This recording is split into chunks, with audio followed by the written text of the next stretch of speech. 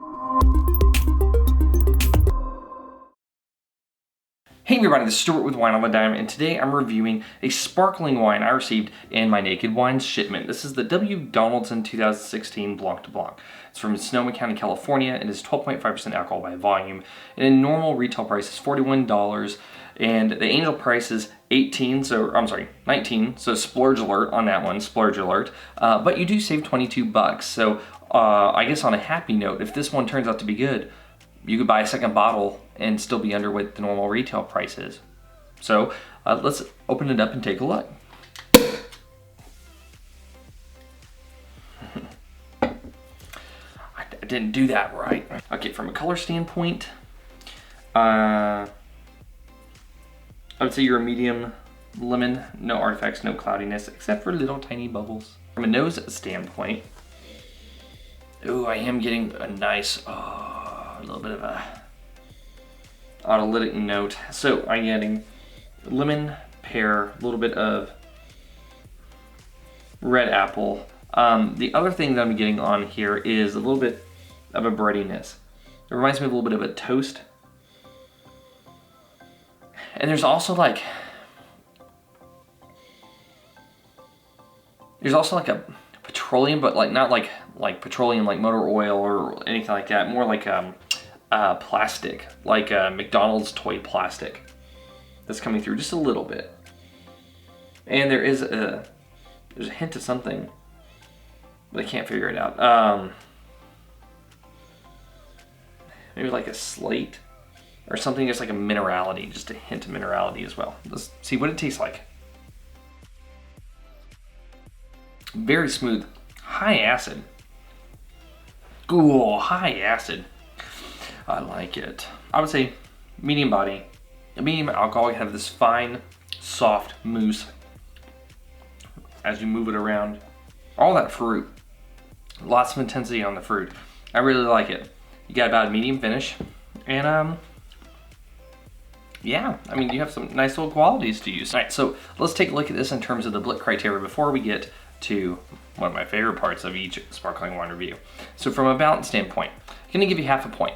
Now the reason why is the acid. You have a lot of acid. At first, I kind of dug it. As I took a few more sips, it's a little heavy-handed on the acid. But the other aspects of it, like the body, the alcohol, everything else, the sugar, the residual sugar, they all kind of blend together really well. It's just the acid that's out of whack, so I'm gonna give you half a point. So in terms of intensity, you have it.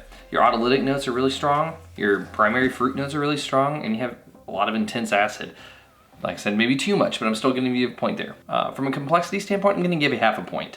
I wish I could have had actually more autolytic notes. I would have liked to have had not just like toast, but maybe like a yeast. Maybe if there was a way to kind of like enhance the creaminess from like the primary fermentation, something like that. There's ways to kind of make it a little bit more complex, and I would have liked to have a little bit more complexity, but it does have some. It's not just a straight note wonder and that's it. So I'm gonna give you half a point. So ultimately that comes out to 2.5 points.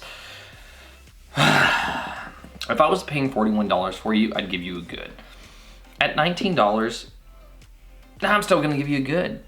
And the reason why is that acid.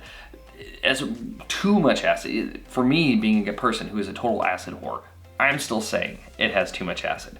So if it had found a way to mellow the acid a little bit, then that would have been nice. But I'm just gonna give you good. It's still not a bad rating. So I mean, I'm still going to drink you later and enjoy you, but that does not mean I'm gonna just like really need less acid. All right, so now for my favorite part of sparkling wine reviews, does it chambong? All right, so before I pour this, someone on my channel the other day asked me what the point of the chambong segment was.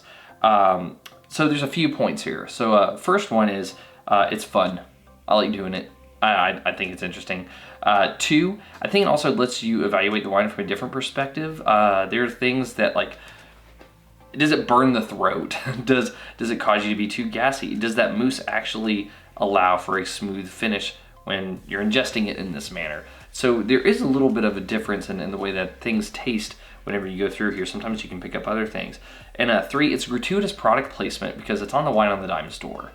So just being out there. Store description link below. Okay, so let's pick this up. I guess I'll let this settle for a second before I down this man boy, but it sounds cool. Listen. So many bubbles. All right, so it settled a little bit. Let's see if the chambong.